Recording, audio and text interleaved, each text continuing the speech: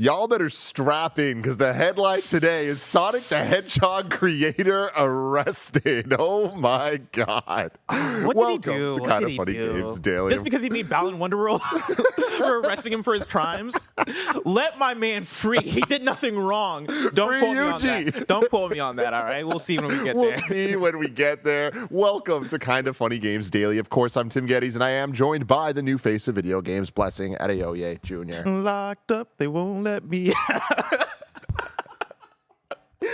Oh my God. It's a perfect storm of me and you being on this episode. It really I can't is, wait to Bless. talk about this. I cannot wait to get into all the details of what happened to make the Sonic the Hedgehog creator get arrested. It's a long time coming. Yes, definitely.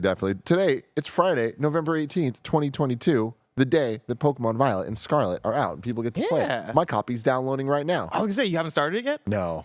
I'm very excited for you to play this game. Yeah. Bear, have you started it yet? I started it up last night, and Hell Sam, yeah. you called it, where it's like, no matter how great this game is, those first couple hours gonna be real I fucking hate boring. that. And I got it. It was a combination of like it unlocked at 9 p.m. last night, and I was staying up to play it, and I was already tired by the time we got to 9. So it was one of those things where I got to the first battle after choosing your Pokemon, and then I just like.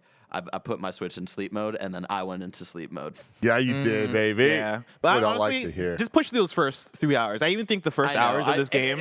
And we know that, right? Yeah. Tim and I are Seasoned we've Pokemon been- players. Yeah, we've been around the block a few times But when I it comes think to Pokemon. the first so. hours of this Pokemon game, I think, stretch it a little bit even more than the traditional Pokemon game because I feel like they're setting up just a little bit more. But once you push past it, because that was my thing where I felt so much like I was going through the motions in the first few hours where I was like, oh, okay, here we go, another Pokemon game. But then you push past it and it's like, oh, the motions are gone. Now it's just me exploring this cool Pokemon world. And we're going to talk about Pokemon We all later. live in a Pokemon world. We all live in a Pokemon world. Pokemon. But like once you get in there, once you actually get into the flow of playing Pokemon Scarlet and Violet, for me it was a magical experience. Like we're gonna talk about how badly it runs and all that stuff again, which I think we're gonna talk about for a while now. But play Pokemon Scarlet and Violet. If you're a Pokemon fan, play Pokemon Scarlet and Violet. I don't want to go too long on this, and I know we're going to talk about news stories and all that in a second, but I want to give a shout out because I was thinking about this recently, as I often do, about the Pokemon theme song, the original one from the Indigo League, all of that. Is it the actual most iconic theme song of all time? The original Pokemon theme Yeah. song. It's up there. I am willing to bet that more people of all ages, whether they watch the show or not, know more words to that theme song than any other theme song. Oh well, are we talking about words only, like lyrics only, or just like theme songs in general? Any. Because I would put The Simpsons up there. Mm-hmm. But Yeah. does Simpsons theme song have words? No. No, it's just Oh, you're talking about the tune. Simpsons, but the dun-dun-dun-dun-dun, like that's Okay. That's really fucking iconic. I think Yeah. they're comparable. I think those are like in the same sphere Yeah. It's a good of sphere. recognizable. But you know You what know- doesn't get enough love, though? Go for There it. is one that I would put above both of those though. Fresh Prince. See, I don't know. I mean, Really? I think that there's definitely an argument to be made, but I feel like that is not everybody. I mean, but not everybody is going to be Pokemon. Like I I feel don't like know. it's I two different think- audiences at that point. Yeah, but I think that the size of I think Pokemon transcends more outside. of it. Interesting. I mean, again, Pokemon is the number one entertainment property in the world. yeah, Nick, but Nick that's has like opinions that's, over here. He's in the back. He's pacing back and forth. He's got opinions. I want to know what This they are. Scarpino don't got Scarpino shit. is out here. What's he's just walking around. Why are you walking around What all does nimbly Nick wanna bimbly say out on there? KFGD?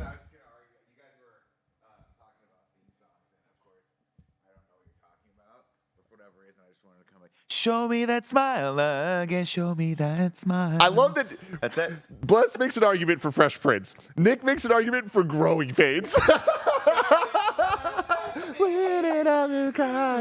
That was great. That's That was awesome. fantastic. But I do want to give two shout outs, though, because, of course, the first Pokemon theme gets all the love. But shout out to the Orange Islands theme, the We All Live in a Okay, Pokemon yeah, yeah, yeah. World, Oh, yeah. because that was a banger. But Is then that the the same fucking one? Johto theme, dude. Do you want to be a master? Is that Yeah, one? it Oh is. my god. Yeah. Yo, Pokemon came with the themes. Yeah, and Shout then out they to followed up the Pokemon themes. Johto one with the do-do-do-do-do-do. Oh my god. Everybody wants to be a Come on. I will Come say, on. I think unequivocally, when you're talking about theme to theme, like the changes of themes between seasons, I do think Pokemon is goated. I don't know if they're pulling out another anime or another show that has like a better roster of themes than Yeah. Pokemon. Yeah. I mean, that's just. I I mean, would need it's to think a incredible. little bit, but Yeah. I feel like I could pull a couple that could fight it. Oh, somebody says Power Rangers. I mean, Power for Rangers like is iconic great. themes. That's a Especially- good one. Yeah. The Go Power. Yeah. Yeah, and that the guitar solo. Come on. We gotta find The like OG a One Piece theme as well. this might be an episode of Shit List.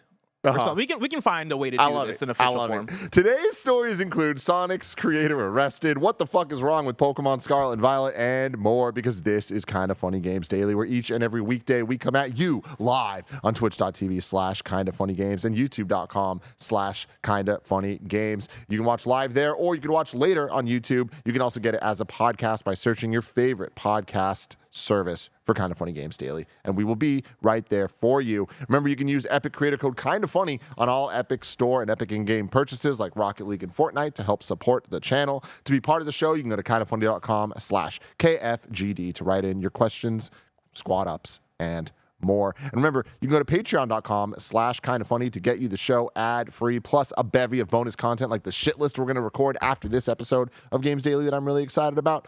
And thank you Let me to... tell you, I dropped my coaster. Yeah. And had to lean down to pick it up. I swear to God, I almost broke my ribs. Oh, no. Because of how high I have my chair, because I want to be at least close to the same height as you.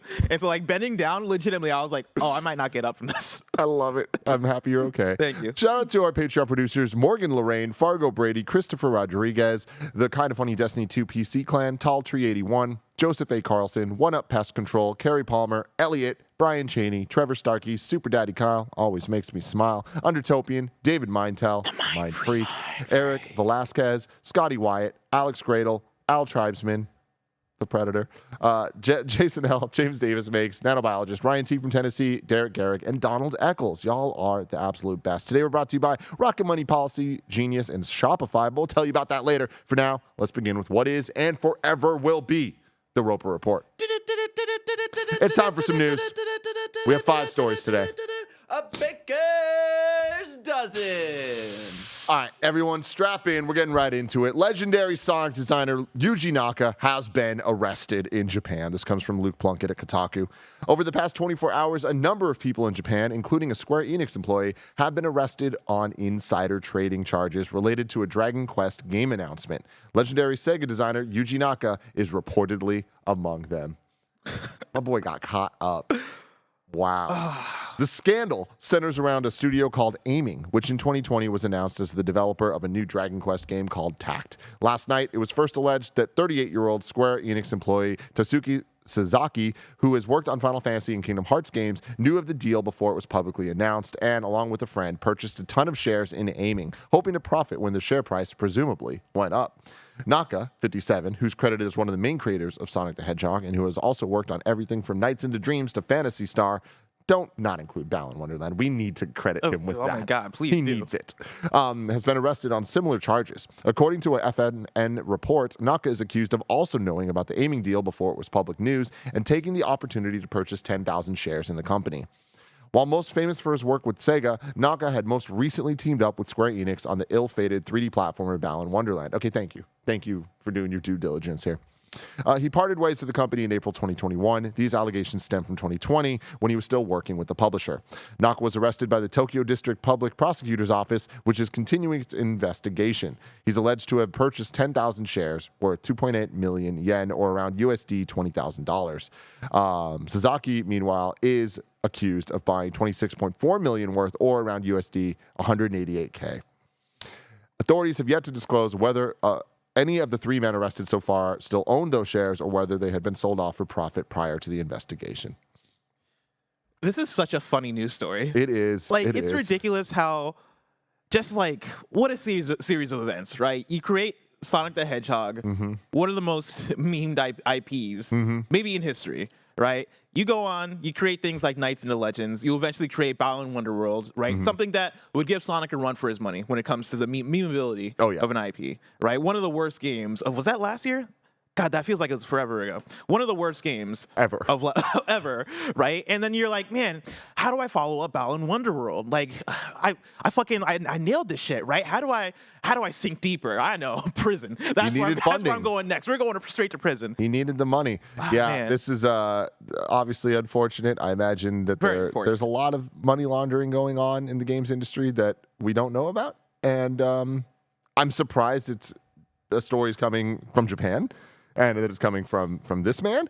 But hey, I don't make the stories. I just read them. Yeah, we just comment on the stories, right? And usually when it comes to stories like this, we're able to give like the deep analysis. We're able to get in there and talk about our takes and all this stuff. I think this is just one of those ones where it's like, all right, what are the jokes to make here, right? Like, yo, you got what? 2 people from Square, 1 person from Sega going to prison, right? Like, I feel like that's enough to where you can create your new studio. You know, we had Convict Music. Can you make Convict Studios? Yeah. Tim, locked up. They They won't let Sonic go They fast. just won't let him go fast, man. Like, that's all he wants to do. He's asking so nicely. He went too fast, Tim. He did. this Too se- fast, close to the sun. The next season of Prison Break is about to be off the chain. Yeah. Are you kidding me? Yeah. Sonic, Knuckles, Tails figuring out how to plot their way out of prison. There's Oh, been weirdly a lot of Prison Break talk in the studio lately, and I don't know why. yeah. Like yeah. the show or just in general? Yeah, the show. Oh, because that show was off the chain. Okay. Dude, that season 1 was incredible. The rest of the season's not as great, but I still watched the rest of it because I was obsessed. Okay. And now we're going to get a new season with Yuji Naka. Let's go. Oh, man. Let's move on because there is really nothing else to say about our boy. Free Yuji, though. Dude, should we free Yuji? I don't know. I don't think we need to free know. Yuji. It sounds like he's guilty. That motherfucker committed that crime. Like, maybe keep that dude in prison. But goddamn, unless he's actually innocent somehow, then yeah, free my guy Yuji. Story number 2. Pokemon Scarlet and Violet are a technical mess. This comes from the homie, Rebecca Valentine at VGC. Is that right? IGN. At That's IGN. I'm so used to citing Yeah. Pokemon Scarlet and Violet's review embargo has lifted, and as it ticks over to November 18th around the world, folks are beginning to get access to them, which means everyone's now able to see an extremely unfortunate glaring issue with the games. They run very, very poorly. There's a video. Thank you very much for bringing it up, Barrett. In this video, you can see one of the worst running video games I've ever seen. It is running at a breezy So single 8 digits. frames per second, Single maybe. digits. And you're seeing like real bad pop in. I will Pop say, in, pop during my out. time playing, I've not gotten anything this bad, but like the fact that, oh my God, I'm seeing this video again. Jesus Christ, this looks bad.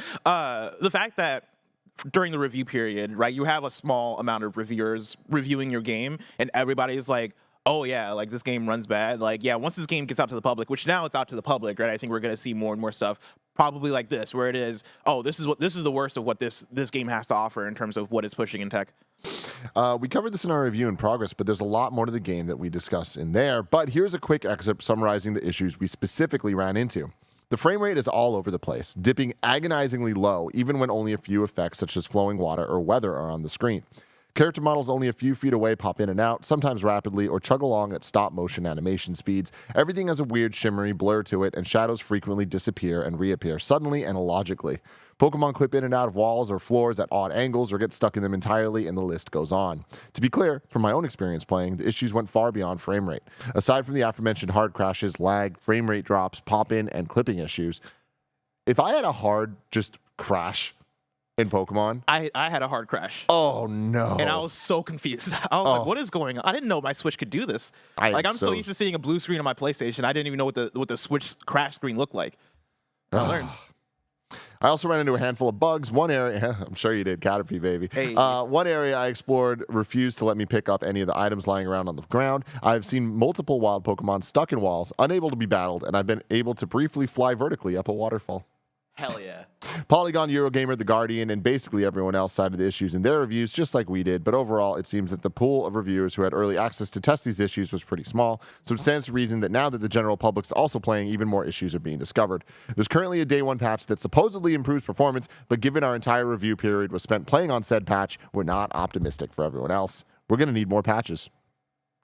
It's a bummer, right? And I think the conversation I've seen going back and forth online is, who do we blame, right? Whose fault is this? Is this the fault of the Switch hardware? And I put up a tweet yesterday talking about how, like, I think I have my complaints about the Switch, especially the Switch in 2022, because there have been quite a few games where I'm like, man, I wish this looked better. I always go back to No More Heroes 3, where that was kind of my breaking point of, man, this game would look better if it was developed for another more powerful platform, right? And then you go forward and you have games like Xenoblade Chronicles 3, you have Bayonetta 3, right? And these games don't look bad by any means, but playing these games, then going back and forth between playing something like God of War Ragnarok or other games on the PS5 or Xbox Series X or PC, and then going to Switch, it is like a, oh yeah, okay, yeah, I can see the fact that these games just don't look up to par comparatively. But that said, Pokemon Scarlet and Violet are on a different level, right? Where it is consistently inconsistent in its frame rate and the issues, right? It runs poorly. It does not look great in terms of graphical fidelity. In terms of art style, I think it looks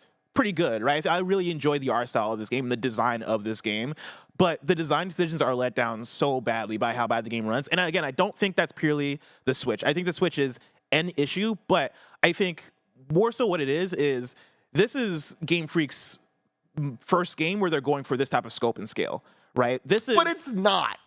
It is though. I mean, that is, but like I feel like Arceus, they just did it this year, and sure, there's more things here, but it's like, Arceus is way more empty though, right? Like this is a game that I haven't played, this is a game that like Arceus and Barrow was saying this yesterday, right? It's like divided into zones. Yeah, Arceus those is also are way more open empty. zones, whereas this is like full on.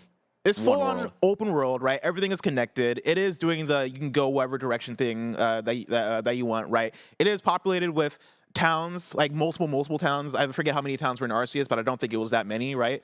I think this game is going way beyond what Arceus was trying to do, just in terms of scope and scale. And so I think it's that, and I also think it is the rapid pace that they're releasing these games. The fact that Game Freak has put out as many games as they have in the last generation Forever. now, it's like, and forever, right? It's fucking wild. And I think putting out that many games while trying to scale up at the same time and not having a big team, like I need to double check to see what the amount of people that are on the Game Freak studio is, right? But like, I know that team's not that big, right? And so like, I think balancing all those things is going to lead to games that I think technically just aren't going to be up to par. And I think that those are things you need to fix, right? I think you have multiple ways to go about that. I think that could be during your development, you know, asking Nintendo for help, or Nintendo coming to Game Freak and Pokemon Company being like, yo, we are putting Monolith like as support for this, or we are putting some of our resources as support for this, because you're Pokemon, right? Like you're one of the most important franchises that's on the Switch. Why isn't there more help there? I think it is maybe Pokemon Company going, what if we didn't put out multiple games a year? What if we didn't put out an annual game, right? What if it was every other annual year? games.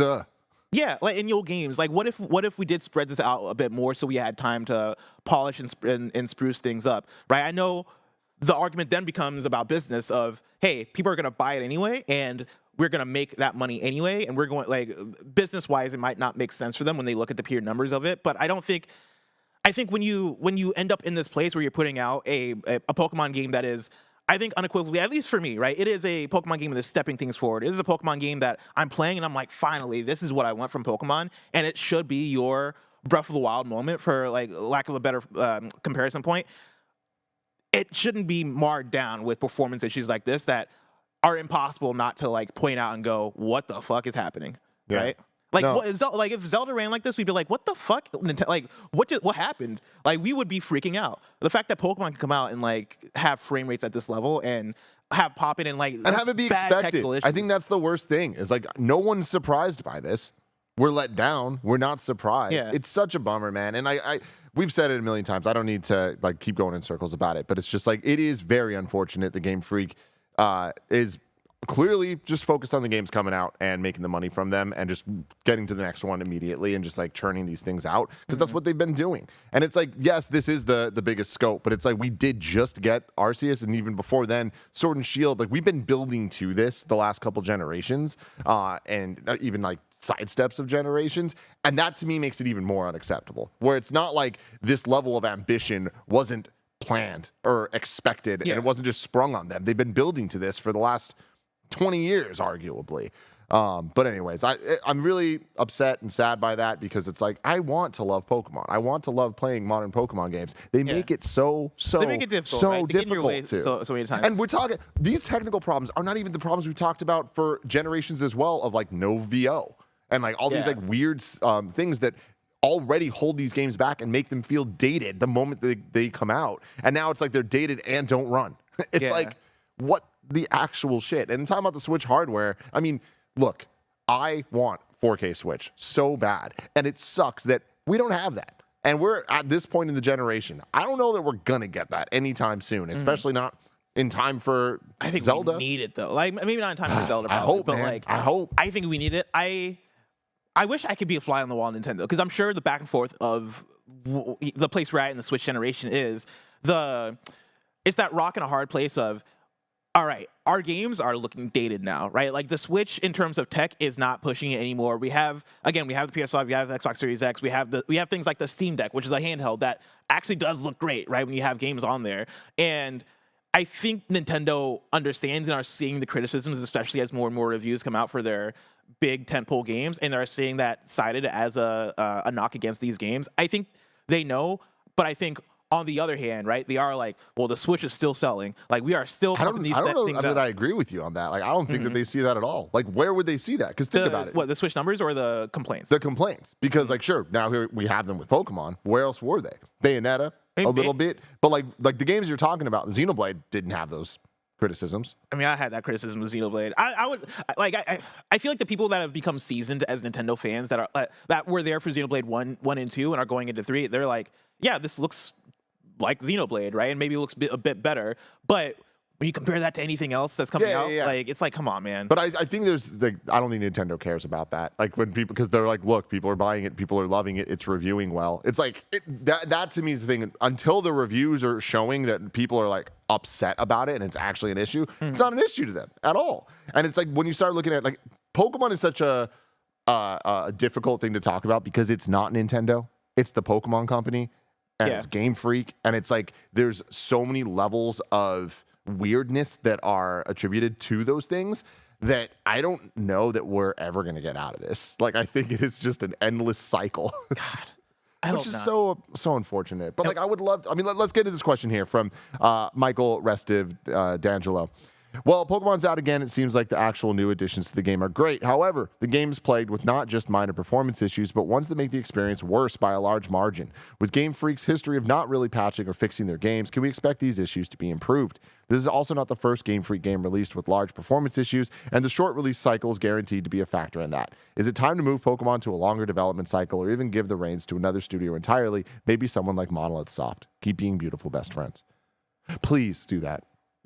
I would love that. You think the reins to Pokemon could be given to another studio entirely? Yes. Really? I mean, I think that is the only solution, legitimately.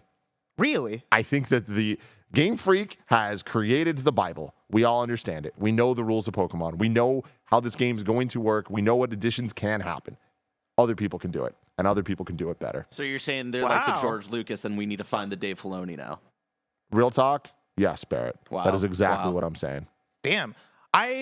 I don't know if I agree.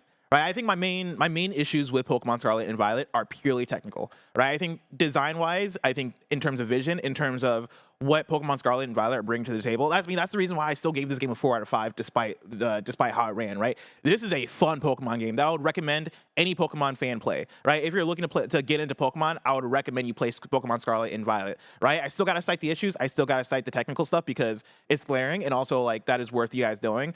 But it's not anywhere close to enough for me to go like, yeah, and don't play Pokemon Scarlet and Violet because the game is still fantastic. I don't think they need to give the reins to another studio. I think they could.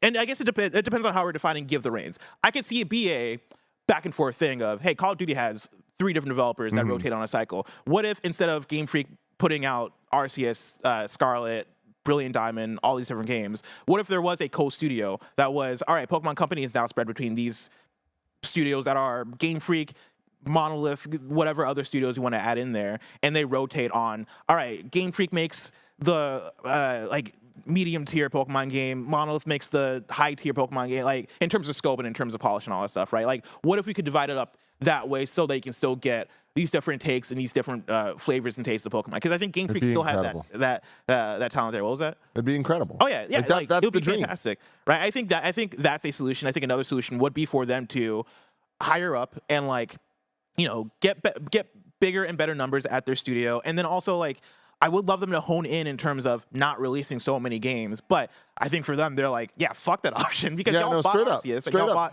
Brilliant Diamond and all this stuff. But I mean, and yeah, again, we're solving a problem that they don't see as a problem. But I would love if there were different teams and it was that kind of cycle of, if they want that many games coming out, cool, just have different teams working on them, and I'll make them different projects, different experiences. Like, because that is what Pokemon has been for the generation, and I think it's been good, right? The fact that we got Pokemon Let's Go, and that was a very casual remake to OG Pokemon that I played, and I was like, you know what? It's not what I asked for, but I had fun with this. This is pretty fun, It was right? a fun weekend. It was a fun weekend. We got Pokemon Sword. That was like a more traditional, like it felt like you're coming off of 3DS Pokemon. You got Pokemon Arceus, which was like this different vision for what Pokemon could be, and a lot of people enjoyed that, and that had its issues as well. But like Pokemon this generation has only been different takes on Pokemon, right? Like every Pokemon game has been so different from the last. What if we took the 3 best ones and we're like, cool, now let's just make these, right? Or what if we just refine it to, all right, let's make the Brilliant Diamond and Shining Pearl type Pokemon games that are chibi, cute, or whatever, and like have that be just one branch of what Pokemon is, and then have the mainline branch, and then have the Arceus branch, and just move from there, right? I think there are things you can do to refine the Pokemon franchise that would make sense and make it more of a viable and like holistically loved thing, as opposed to a thing that we go, yeah, I love it despite X, Y, and Z. Yeah. Huh?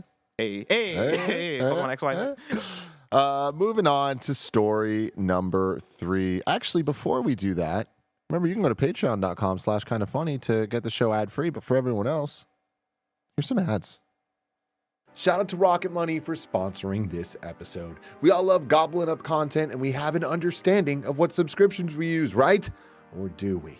Do you know how much your subscriptions really cost? Most Americans think they spend around $80 a month on subscriptions when the actual total is closer to $200 plus. That's right, you could be wasting hundreds of dollars each month on subscriptions you don't even know about. There's this app that we love using that takes care of that for us, and it's called Rocket Money, formerly known as Truebill. The app shows all your subscriptions in one place and then cancels for you whatever you don't still want. Rocket Money can even find subscriptions you didn't know you were paying for. You may even find out you've been double charged for a subscription. To cancel a subscription, all you have to do is press cancel, and Rocket Money takes care of the rest. Get rid of useless subscriptions with Rocket Money now. Go to rocketmoney.com/kindafunny. Seriously, it could save you hundreds per year. That's rocketmoney.com/kindafunny. Cancel your unnecessary subscriptions right now at rocketmoney.com/kindafunny. Shout out to Shopify for sponsoring this episode. We love Shopify here at Kinda Funny because we use it to run our very own kindafunny.com/store. Shopify makes it simple to sell to anyone from anywhere. Start selling with Shopify and join the platform simplifying commerce for millions of your favorite businesses worldwide. With Shopify, you'll create an online store in your vibe, discover new customers, and grow the following that keeps them coming back. Shopify has all the sales channels sorted so your business keeps growing, from an in-person POS system to an all-in-one e-commerce platform, even across social media platforms like TikTok, Facebook, and Instagram. And thanks to 24/7 support and free libraries full of educational content, Shopify's got you every step of the way. It's how every minute new sellers around the world make their first sale with Shopify. And you will too. When you're ready to launch your thing into the spotlight, do it with Shopify, the commerce platform backing millions of businesses down the street and around the globe. Go on, try Shopify for free and start selling anywhere. Sign up for a free trial at shopify.com/kfgames, all lowercase. Go to shopify.com/kfgames to start selling online today.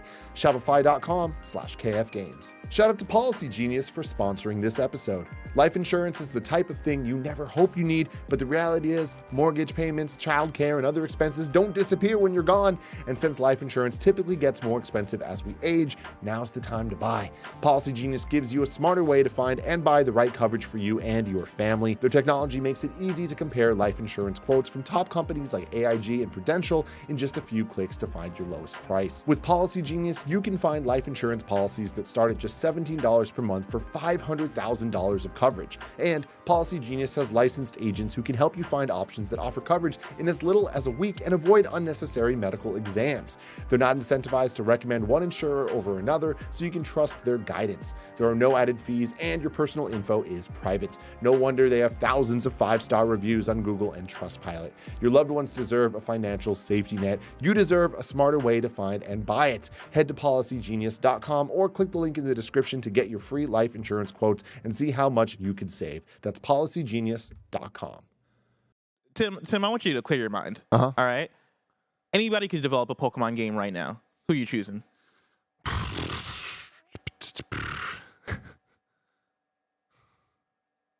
I would want, without having played it, Mhm. I would want the Final Fantasy 14 team. Oh, okay. Yeah. To make a Okay. single player one. Yeah. Okay.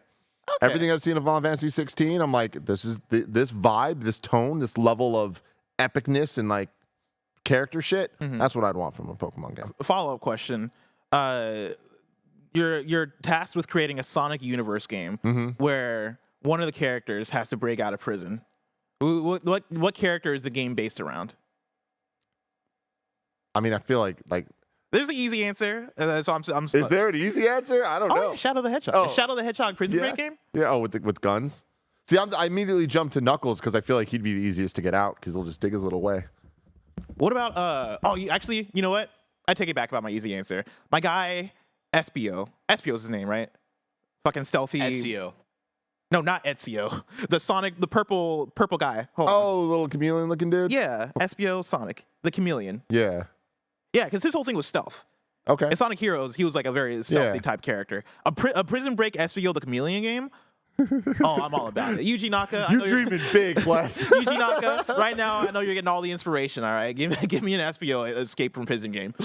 I love it. Escape from prison. I love it. Escape from the city. Escape from prison. Story number 3. The director of Fallout New Vegas would be open to working on the series again. This comes from Tom Ivan at VGC. Fallout New Vegas director Josh Sawyer has said that he could see himself working on the series again in the future. During an interview with KindaFunny Games, Obsidian's design director was asked about his experience making 2010's Fallout spin-off New Vegas and whether he might one day return to the series. Remember, everybody, you can check out the KindaFunny Xcast where Mike interviewed this man.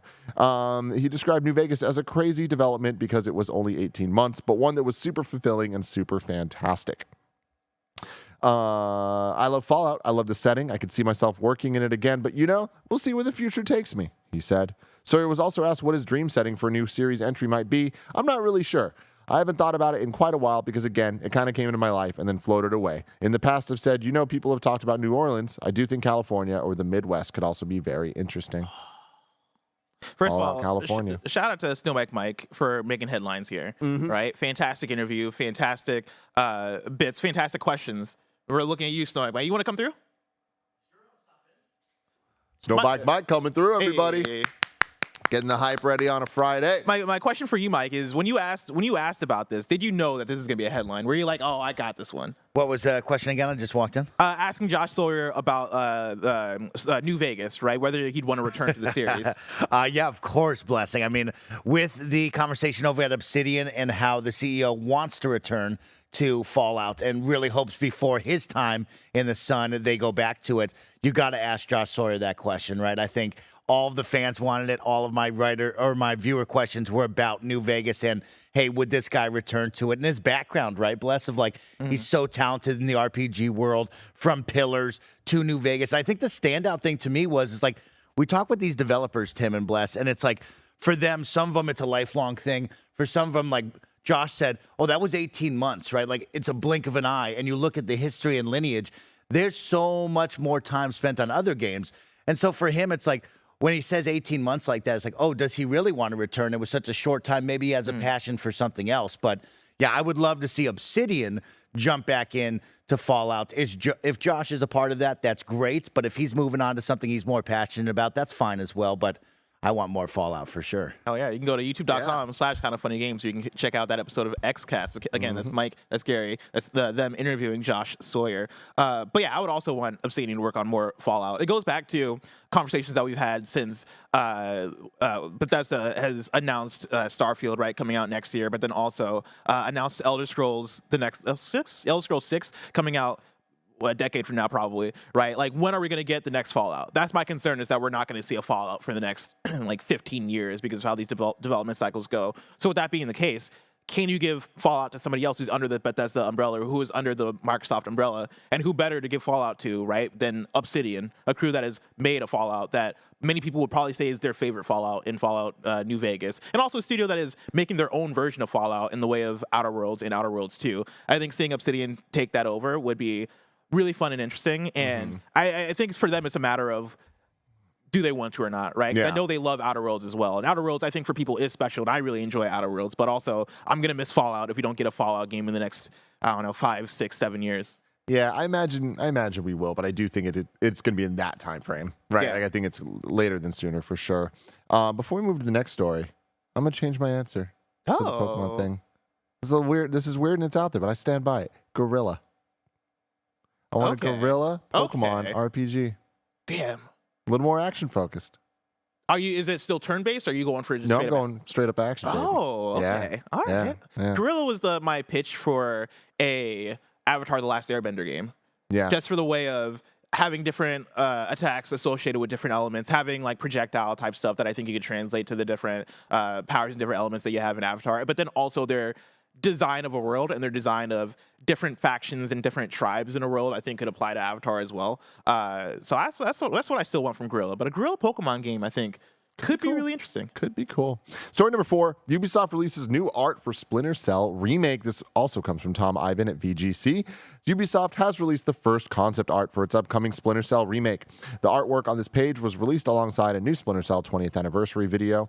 It features 4 developers working on the remake, discussing the early Splinter Cel game's lighting, visuals, and player agency, as well as some details on the upcoming title.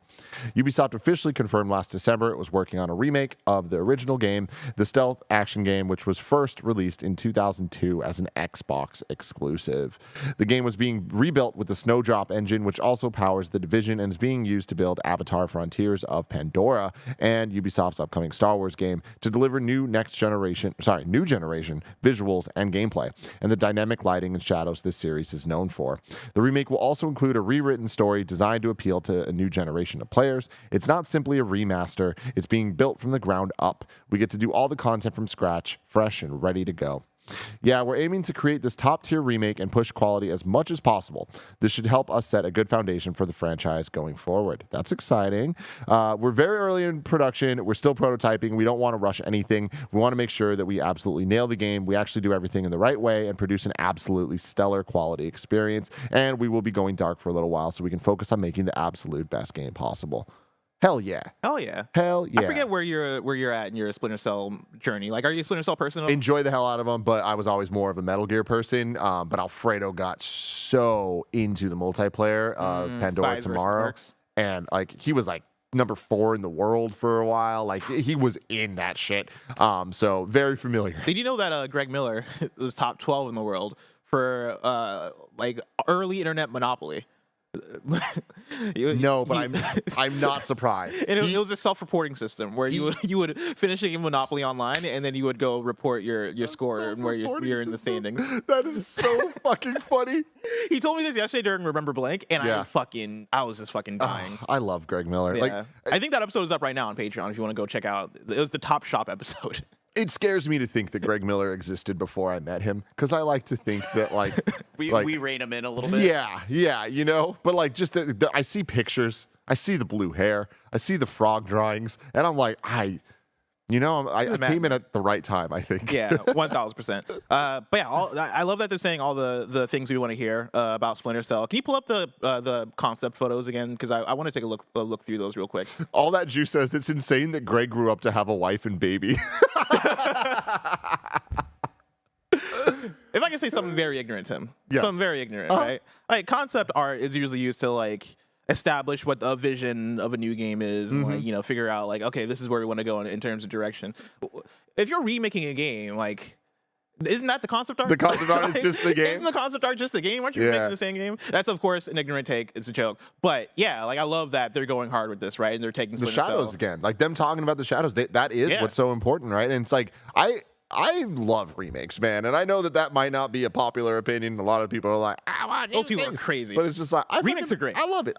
Especially I love ground that up we get remakes both. that are like, yo, let's go in and just change but like remake the DNA Let's of this get it game. right. And yeah. I feel the like Resident we're Evil 2s, the Shadow of the Colossus, totally, even the Final Fantasies have absolutely, remakes. absolutely, all in different ways. And they're Tony Hawk. Come on, man. Like, Oh my I love God. this stuff. But I love that we're at this point now that we're getting like even these games, right? Like Dead Space and RE4, and like we're about to be eaten with these remakes that I imagine we expect them to be high quality. Yeah, like that's the fact cool. that we're getting these remakes that play like current gen titles, right? And we can judge them as modern current gen titles. The fact that I can play through Resident Evil 2 for the first time via Resident Evil 2 Remake and have it be in my top 3 games of the year for that year, like that's something that is special, and that's something that I want to see more of, right? Because it allows more people to, taking a piece of art that was created years and years ago through a medium that does age, right? It's not like film where I can go back and I can watch a Hitchcock movie and probably still enjoy it the same way that somebody would enjoy it back in the day. It's not necessarily the same with video games. If I boot up GoldenEye right now, that's not going to be the same experience as it was when it came out on the N64, because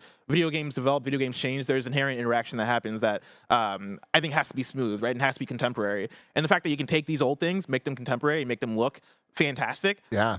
Fuck yeah. And also the fact that they're like, this should help us set a good foundation for the franchise going forward. Huge. Yeah, like we're going to get more Splinter Cell. And I know so many, like Alex Van Aken, I'm sure, is like hopping up and down, going crazy. Roger Picorni, man. Yeah. is super excited about this. Really, really cool. I'm excited for it. And I think that's going to be great. And I hope that Prince of Persia comes out at some point. Oh, you're not getting Prince of Persia. I hope that it's That's good. never coming out. And I hope that it also sets a good future for the franchise. Here's what I'll Please? say, too. Based on the way they're talking about this, based on like Ubisoft, we talk about it all the time. Mm-hmm. What the fuck is the future of Ubisoft? Where is doing? Ubisoft going? I think we're starting to get to a place where we can envision years down the line maybe a promising Ubisoft. I think right now we're still in that messy situation of like, all right, we got to get out Skull and Bones. All right, we had to get out Roller Champions. I think they do. I think legally they might have to get out put Skull out and Bones. this Avatar. We gotta put out Avatar, which Avatar could be fine. I don't know, but like, I feel like Ubisoft is like trying to push out all just like the garbo. No offense to Rainbow Six Extraction, because I did have fun playing it, but like, I think they're in that process of pushing that out. But when you look forward to what games that you can expect maybe past like the next 2 years. You're talking about a Star Wars game from the Division team, right? You're talking about this game Splinter Cell, right? You're talking about Beyond Good and Evil 2? No, you're not talking about Beyond You're Good and not? Evil 2. But you are talking about the Assassin's Creed rollout that they Infinite, have that looks whatever. promising, right? Because you're talking about Assassin's Creed Hexy, which is the Salem Witch Trials one, and then you're talking about the Japan Assassin's Creed, which both sound and look really good, right? I think there's something there. I think they might be building the pieces, but again, we'll have to wait and see kind of thing. But they're saying the right things here. They're saying the right. They are. At the very least, they're saying the right things. Let's go to the final story today. Story number 5. Let's check this game out. It's called Gori, Cuddly Carnage. This comes from Jason Finelli at GameSpot. Did you see this on Twitter at all? Because I No. retweeted. Okay, good. I can't wait for you to check this out. If you walked through Stray's neon-soaked streets and thought this game could use a lot more unicorn killing, then you're in luck. Thanks to Gori, Cuddly Carnage's latest trailer. This skate and slash action game. You have my attention. The trailer debuted during the PC Gaming Show 2023 preview. Features the titular Gori, who the game's official Steam page describes as a badass murder kitty on a death-dealing hoverboard, and shows off his heavy-duty arsenal of weaponry, including neon-lit whips and massive energy blasts. Oh, I can't wait for you to see Oh, this. man. Originally announced as a PC exclusive earlier this year, but developer Angry Demon Studio and publisher Wired Productions announced the game would be coming to consoles as well sometime next year on Xbox Series X and S, Xbox One, PS4, 5, Nintendo Switch, and PC. Yeah, this is one that's not necessarily like a news story for today, but PlayStation did tweet it out from their account today, which put it on my radar. I saw the gameplay footage and I was like, this is a blessing-ass game, and also, I think it's a Tim-ass game, right? Barry, if you're able to bring up the footage for Tim to react here. Yeah, I waited just because I figured we'd want audio up and stuff. Yeah. Yeah, that'd be awesome. Appreciate it. Let's see. Deaf to human, it says on the wall. Wow, this is really Stray. Yeah, you got a cat that looks... Cat in a neon world. The cat is on a hoverboard, riding the hoverboard. Are you for real? This looks awesome. And you get like some Devil May Cry action of like the hack and slash. Meanwhile, the cat is fucking doing Tony Hawk Pro Skater ass tricks on his board. Dude. Oh, hell yeah, man. Some platforming going on, a little rhythm action. He's so Fuck yes. bloody. And he's cute. The strapline on GameSpot said Strayonetta. Strayonetta is fantastic. Oh, there was a really good chat comment, but it went away. But anyways, whoever that was, shout out to you. You did good today. Yeah, it looks like a really good like you know. Pixelated Soul, that's who it was. It was it looks like what a mix of Tony Hawk, Devil May Cry, and Stray. Yeah. the Holy Trinity. Yeah. Let's go. I love that, dude. I'm into it. I mean, you literally just... I mean, Stray is okay, but like Yeah. the other two, Devil May Cry, Tony Hawk, hell Let's yeah. freaking go. Small cuddly creatures that I could pretend are Pomeranians. Again, remember, that solves all my problems. Stray is great. Stray is great. On the kind of funny scale. On the kind of funny scale, I believe we rated it an okay. I think we gave it a 3 out of 5. And so I'm gonna technically, triple check and that. people do say that the kind of funny scale is the end all be all of video game reviews. It is. It's the only scale that It's matters. the only scale that matters, and so God, okay. the amount of drama that our review scale causes fascinates me endlessly. Bless. Oh man, you're telling me that gamers react to Like, arbitrary numbers? The fact that you gave Pokemon a 4, and I have seen so many people, how did you give this game a 4 when it runs this poorly? It's like, And they haven't played the game? Explains it. I- Like that. It, despite the problems, you enjoyed it so much that you would give it a great score. Why is that so hard to understand? And I can't like Because it's all about objectivity, Tim. They're it's all right. about, it's all math. It's all math. It's all about and the you're all game right. and how you play it. Everybody. It is all about the game and how you play it. But playing far. games sounds so fucking far away. If I want to know what's coming to mom and grop shops today, where would I look? You would look toward the official list of upcoming software across each and every platform as listed by the Kind of Funny Games Daily Show hosts each and every weekday. I love this so much. Like, even in the chat right now, people might be like, oh, there's not enough nuance. Oh, every game gets a 3. The amount of times I've seen, oh, every game gets a 3, every game gets a 4, every game gets a 5. It's like, well, I guess that's not true. I've done 4 reviews in the last 3 weeks, 4 weeks, and I think I've given a 5. I've given, I think 2 4s. No, I've given a 5. I've given 2 3s, and I've given a 4. If that's not exploring the scale, Damn, I don't I know can't what believe is. you've given every game a 3 then. God Bless damn me. it. Every single one. And then I see people that are like, well, why even have a 1 and 2 I if gave no one's ever Somerville going a to. 4. I gave 2 4s. Because we've given a 2, I believe. First off, the we've same given throw. a 2. And even more than that, the review scale, we pretty much only review good games because that's just how games are too much of an investment. No, we need to play all of the really bad Steam games as well, Tim, so we can Not start doing putting it. out ones, And okay? but the thing that people don't understand is the scale also needs to work for movies and TV shows, which do get 1s and 2s. No, you need to cater to what I want specifically, Tim. I'll tell you right now. There's not enough money you can pay me to play through a 1 out of 5 game. Yeah. if we ever like, hey man, there's this 1 out of 5 game that's about to come out, play through it all, 30 hours for kind of funny review. That's when I'm like, oh man, all right, like so this job has turned rough. Like, I think we need the reviews. I don't know what's going on. We need the views. Out today. Pretty stacked day, if I do say so myself. Marvel Spider-Man Miles Morales on PC. PID. On Switch. What the hell is PID? PID. PID. Pokemon Scarlet and Pokemon Violet. Resident Evil 3 coming to Switch. The Dark Pictures Anthology, The Devil in Me on everything. Oddworld Soulstorm on Switch. Grapple Dog on Xbox Grapple Dog. Series X. That's a Cow on Switch. Again, you can't pay me to play a game called That's a Cow on Switch all the way through. I don't know. That just to sounds talk pretty. about it. That sounds pretty. Also, interesting, just to though, talk about it Bless. on an episode of a podcast that y'all would skip because you look at the headline and you go, oh, the Kind of Funny's That's a Cow review. It's a 1 out of 5. Yeah, let me listen to that. Yeah. No. You guys wouldn't listen to it either, which is why we No. don't make it. This is PID, by the way. Thanks for the Oh. PID, everybody. PID actually looks a little more interesting than I thought. And then Total Football coming to mobile. Let's go. No due dates for you, but we do have some deals of the day. PlayStation's Black Friday deals are up right now. Ooh, they're good. Ratchet & Clank Rift Apart, $30. Last of Us Part 2, $10. Uncharted Legacy of Thieves Collection on PS5, $20. Yeah. There's a whole lot more. It's a PlayStation Black Friday sale. And so there's a bunch of PlayStation titles on sale. I got that from Wario64, and he's tweeting them all. And so go check that out. You can go check out at Wario64 on Twitter for as long as Twitter exists. It's time to squad up, everybody. Remember, you can go to KindaFunny.com/KFGD to squad up, just like Gondors Condor did.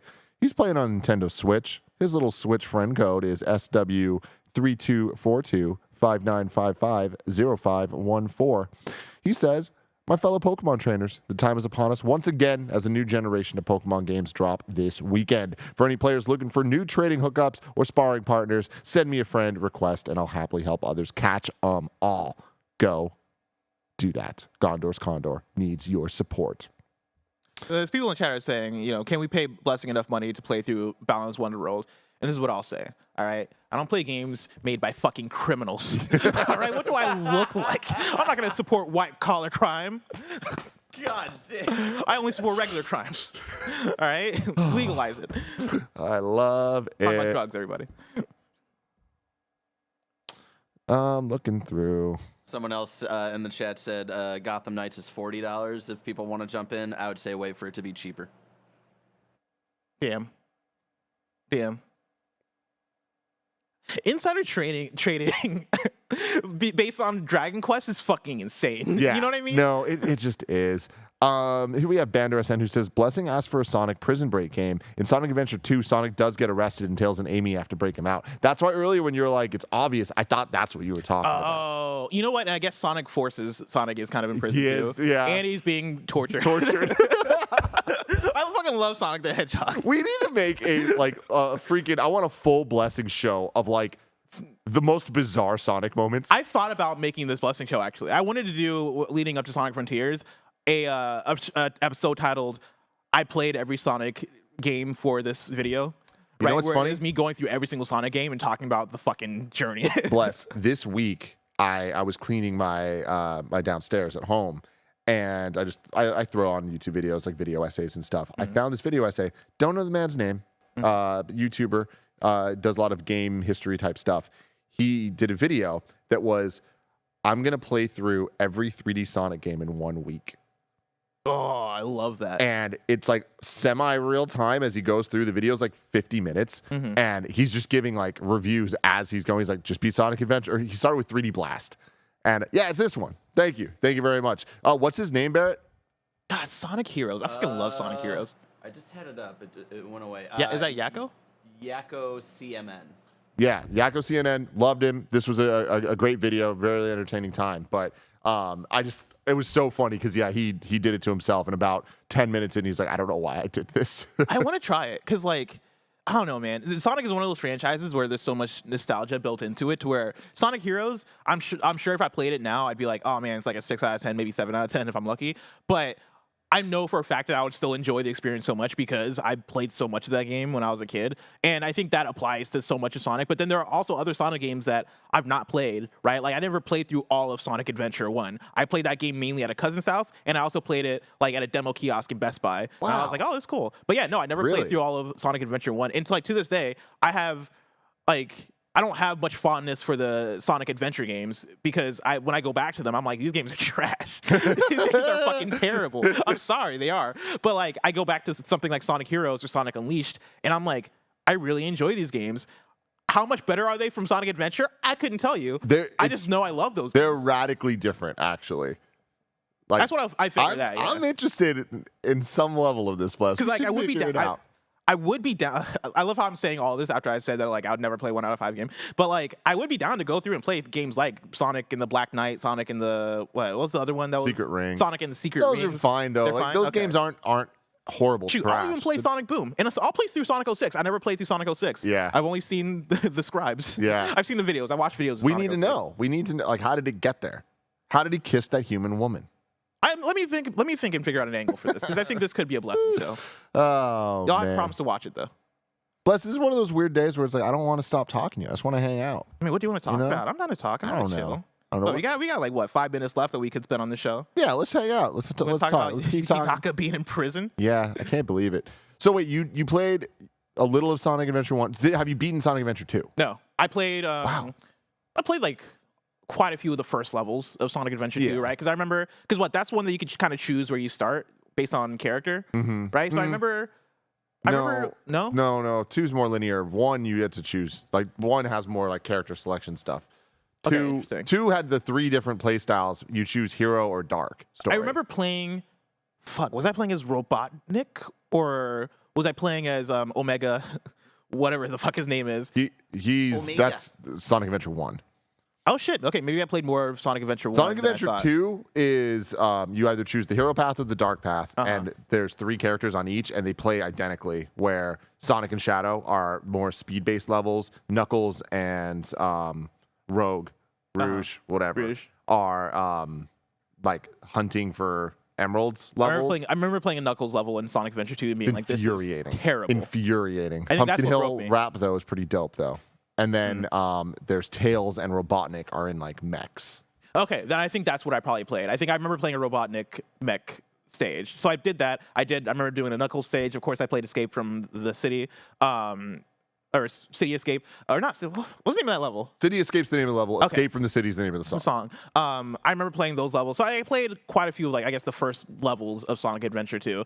And then I probably played like maybe the first level of Sonic Adventure and a little bit past that before I was like, no, I'm not doing this. Because that starts off with like a outdoor ocean. The like, whale. Yeah, there was like whale shit going on. And that was what so to take you back, right? Best Buy, I don't know what the year was, but the demo kiosk had a Dreamcast. And at that time, I had played so much 2D Sonic at a cousin's house because he owned the Sega Genesis, whereas I was an N64 kid. I remember playing Sonic all the time at his place and being like, what is this? This is cool. This is awesome. And I was obsessed with it, right? Because it was that thing of, I didn't own this game. Cool. Sonic's fucking cool, but I didn't own the game. And so, like, I was like, this must, like, every time I'm at his place, I'm like, I gotta play Sonic. And then when I'm not at his place, I'm like, man, I really wish I could be playing Sonic right now, right? It was that kind of feel.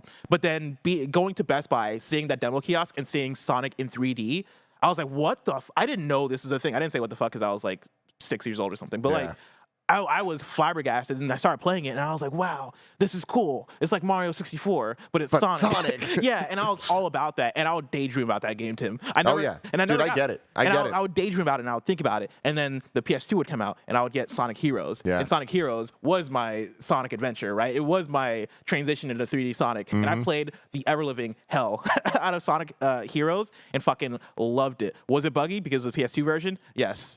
Did I look past it because I was a kid? Yes. Yes. That's because how it's it works. Sonic, right? And so I played hell of that, and then Sonic Unleashed I played later on. I luckily Sonic 06 bypassed me. Yeah. And so I didn't have to experience that travesty. But yeah, that's pretty much my 3D Sonic story. I love it. Of course, went on to play Sonic Colors and Sonic Generations. Of course. The bangers. bangers, In Sonic everybody. Frontiers. Yeah. My banger. Next week's host, we have me and Bless all 3 days that we're doing content next week, Monday through Wednesday. We're taking Thursday and Friday off for Thanksgiving, so keep that in mind. But we're gonna have a ton of fun. I'm trying to figure out Pokemon card unboxings. It's been way too long. I want to do it on the set, so I'm going to be doing that sometime next week. So stay tuned for us. If you're watching live after this, Warzone 2, baby, with the Twitch crew. If you want to catch that stream later, you can subscribe to youtube.com/KindaFunnyGames and watch the VOD. And it's the Jabroni Boys and special guest Stella from IGN. There we go. They're going to get in the zone. The auto zone. Until next time, I love you all. Goodbye.